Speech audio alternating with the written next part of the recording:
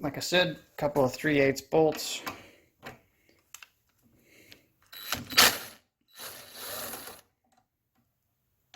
Now, there is going to be another little 1/4-inch bolt that looks like up here, which I will take off as well.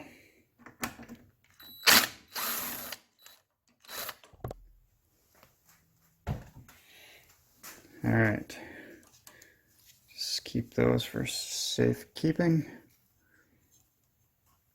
In fact, all right, there we go. And it's pretty much come apart now. A couple of things that are still holding it together. That little 1/4-inch bolt, which I will get.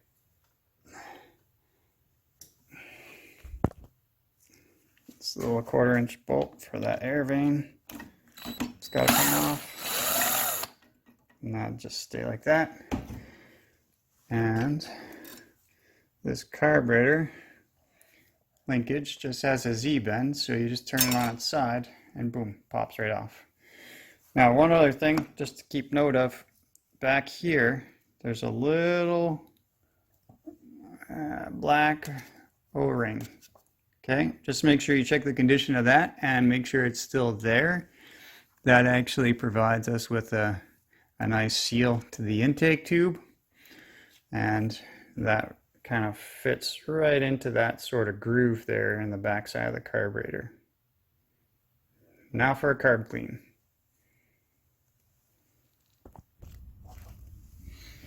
Alright, so carb clean, what I think I'm going to do here, because as you can hopefully see there, that thing is pretty green inside there, indicating lots of nasty old fuel. You can see it's kind of all built up in there. And even on the outside right there. So I'm going to warm up my ultrasonic cleaner because she's going to take a bath. And I'll do other stuff while I'm giving her a bath. Stand up. This here, guys, is my ultrasonic cleaner. I think I got it for about $120 Canadian, shipped off of Amazon, and it's got the timer countdown and the temperature. So I usually set the temperature about 50 degrees or so. I don't necessarily wait till it gets all the way to 50. I turn the heat on there now before I throw it in, only because it does heat up as it's running as well. And I will probably set the timer for about 20 minutes on this guy. So I'm going to take the carburetor apart here first, and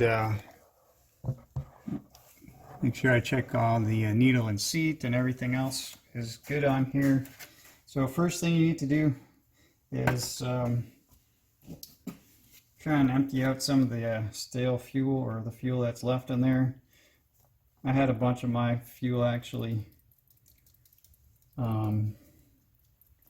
when I was taking it off, it actually dripped out a bunch of fuel. And this fuel is looking pretty nasty. I'm surprised this thing ran at all, not to mention on the first pull, with this nastiness. Now, I see very little water in there. There's a couple of water bubbles there. Now it's actually all the water bubbles kind of formed together in that one bigger bubble and a whole bunch of other smaller bubbles. So not too much water, but it is quite a bit of water still. Shouldn't be any water. And the fuel itself is just like a neon yellow, which means it's at least probably a year and a half, 2 years old probably. So guys, the majority of problems I have on small engines that come into my shop are all fuel related due to the ethanol that we have in our fuel nowadays.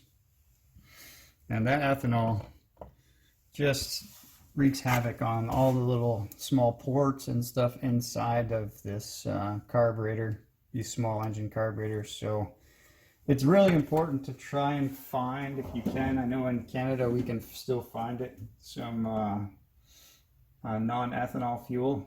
You do have to make sure you ask. I get mine at Costco, and their premium gas here in Canada has no ethanol. And of course you pay a little bit more for it, but in the long run, trust me guys, you're gonna have a heck of a lot less problems. So a little half-inch bolt on the bottom here that holds the bowl on. This also serves as your main jet, which is also another major problem. One of the major problems. If you're having issues with your carburetor, take a look at the main jet. Now there's a little bit of a, that doesn't even look like the right washer. I don't know what somebody rigged up. They put an extra washer in there somehow. I don't know what that is, but. And guys, here's your main jet. So this one actually looks pretty good. I can actually see through, you can see right there, right through the main jet. And I'm going to stick a little piece of wire in this top hole, because this top hole here, it's hard to see. There is a hole in there. It gets gummed up pretty easily.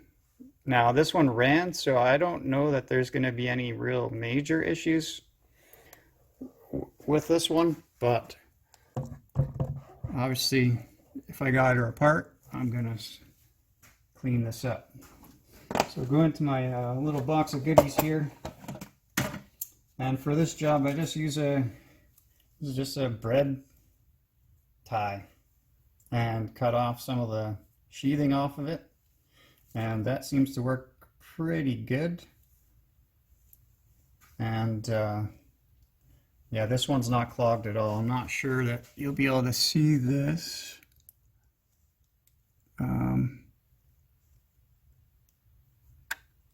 Oh, right there. You can see. There it is. Yeah, that's cleaned out pretty good. So that one, I don't know if someone's been in here or messing with that, but they certainly didn't put new fuel in it. If you're going to go through the trouble of cleaning out the carburetor, then why wouldn't you put new fuel in it? I don't understand that. But again, in your float bowl, you could see some the condition of the fuel. I know it's kind of hard to see, guys. Lighting is not great, but there you go. A little bit of sediment in there, and usually if there's any water, it'll collect in the bottom of that bowl as well. And as you can see, there's a nice neon colored stain here for the fuel that came out of that carburetor. Now I'm going to try and wipe this off. I don't like working with this old stinky fuel. It doesn't actually smell that bad, but it just looks bad for some reason. It's pretty nasty.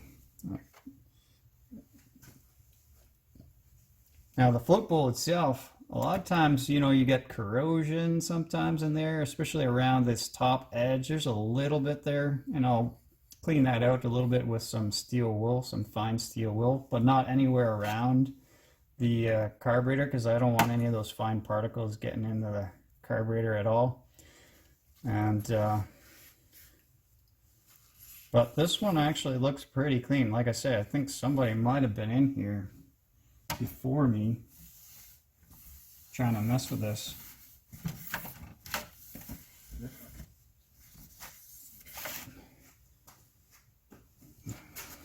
I like to try and keep it as clean as possible. Although this one's going to get a bath, so that's going to go in. That's going to go in. Now what I got to do here is take off the float. The float has a little pin here, and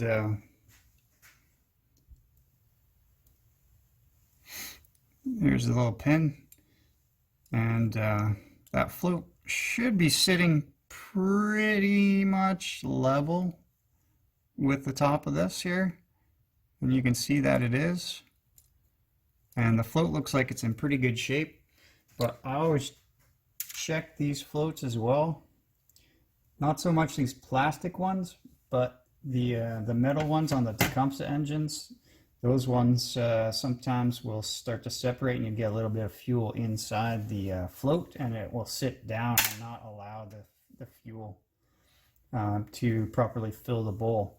Now, attached to the float, you have a needle.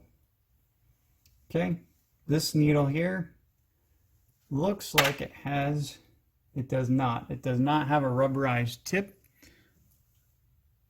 It just has a metal tip. So what that means is for this to seat properly inside the seat down in here, and that'll be difficult to see as well, but down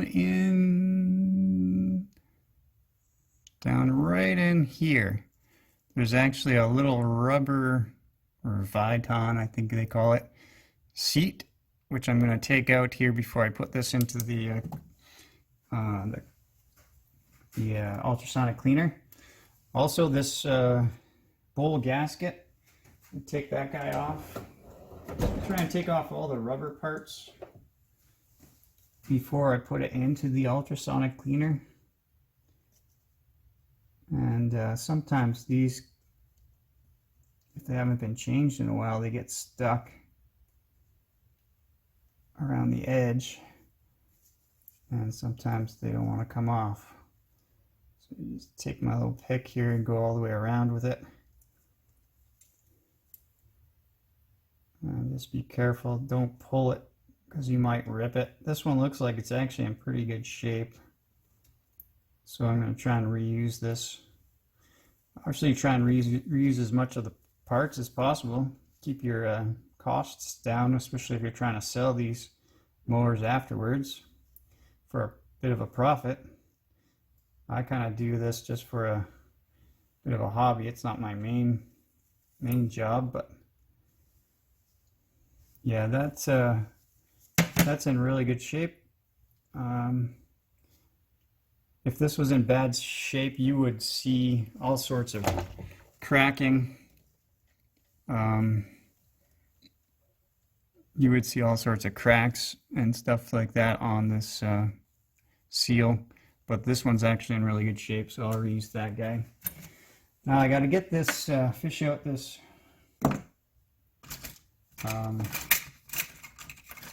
the seat. Now, this is a knockoff of a Tecumseh carburetor tool. Has a couple of different functions. One of them has a little sort of crochet hook on the end of it right here, which you just stick into the into that seat, and then you just pull it out.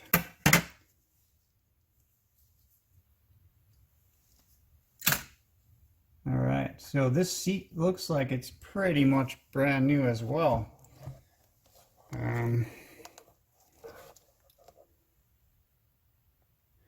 So the seat is going to have two sides to it.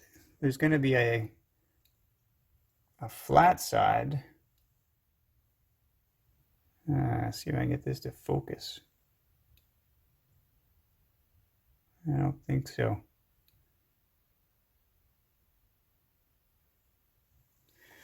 Come on, baby.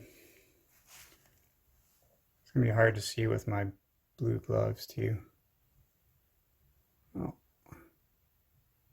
All right, so here's a flat side. The other side is going to be ribbed.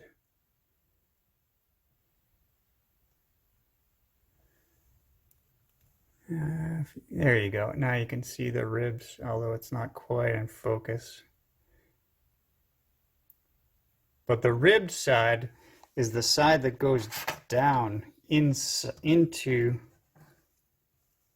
goes down inside of where the seat goes. So the rib side always goes down. If you put it the other way, you're going to have issues with this thing.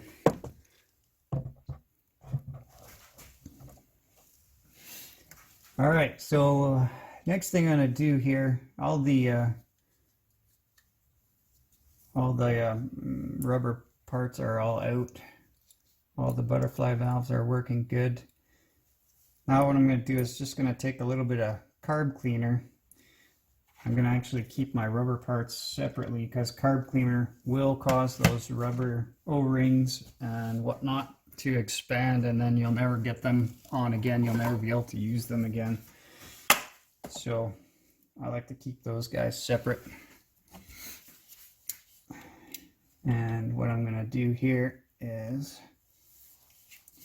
just kind of spray this all down with some carb cleaner.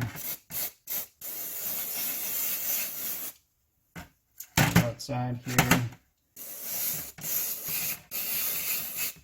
on the inside.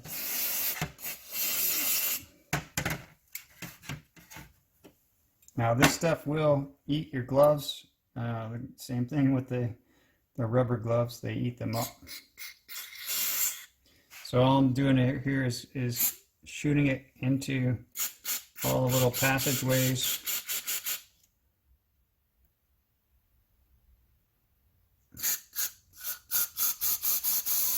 Just to get all that junky fuel out of there into your sort of main jet area. It should come out inside the carburetor. There it is.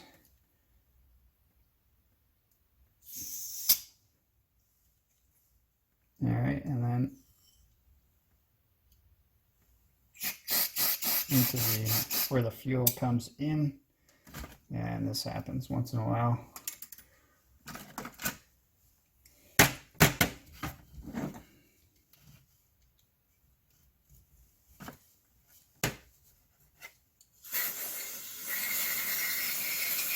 And after this is all done, I'm just going to blow it off with some compressed air.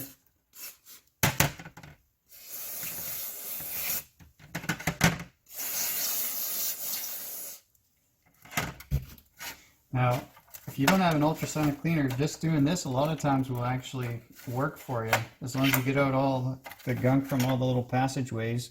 Same thing on this main jet. What you're going to want to do is clean out the top like I showed you with the little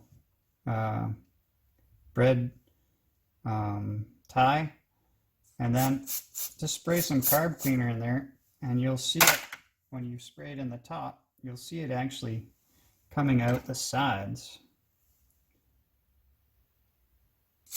There you go. So that's a nice clean,